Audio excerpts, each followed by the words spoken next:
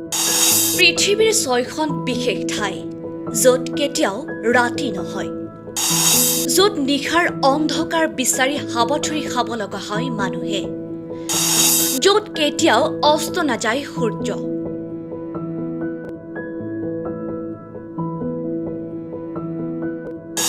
দিনৰ পোহৰতে শুব লগা হয় মানুহে।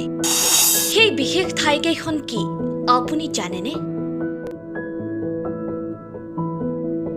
পৃথিৱীৰ এটা অংশত যেতিয়া সূৰ্য অস্ত যায়, তেতিয়া আনটো মূৰত আকাশত সূৰ্য উদয় হয়।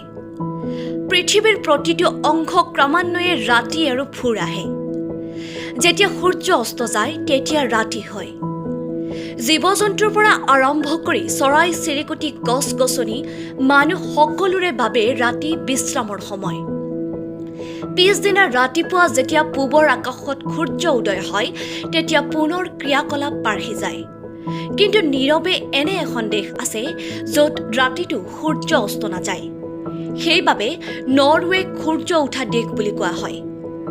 এসময়ত কোৱা হৈছিল যে ব্ৰিটিছ সাম্ৰাজ্যত সূৰ্য কেতিয়াও অস্ত নাযায়, কাৰণ ইয়াৰ আছিল বিশাল আকাৰ।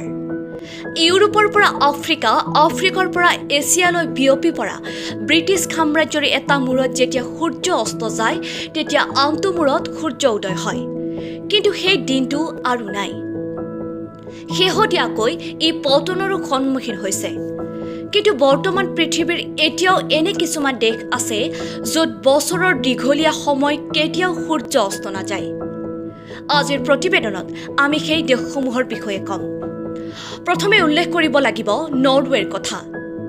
বিশ্বৰ আৰ্কটিক অঞ্চলত অৱস্থিত নৰৱেৰ হামাৰফেষ্ট বন্দৰৰ পৰা নিশাৰ দিগন্তত সূৰ্য দেখা যায়।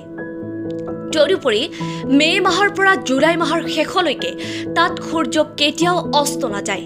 অৰ্থাৎ ১.৫-২ মাহ ধৰি এই দেশত আন্ধাৰ বুলিবলৈ একো নাই।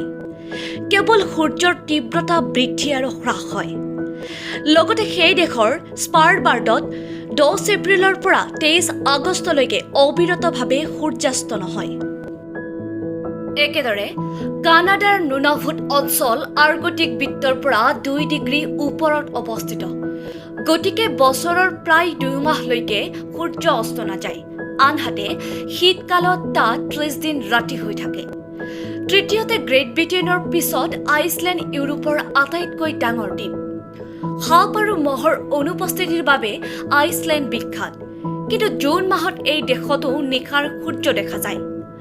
আইচলেণ্ডৰ পৰা অলপ পশ্চিমে অৱস্থিত গ্ৰীণলেণ্ড দ্বীপপুঞ্জ গ্ৰীষ্মকালত নিশাও সূৰ্য দেখা যায়। চতুৰ্থতে উল্লেখ কৰিব লাগিব আলাস্কাৰ বেৰু অঞ্চলৰ কথা। এই অঞ্চলত মে' মাহৰ শেষৰ পৰা জুলাই মাহৰ শেষলৈকে গ্ৰীষ্মকালত নিশাও সূৰ্য দেখা যায়।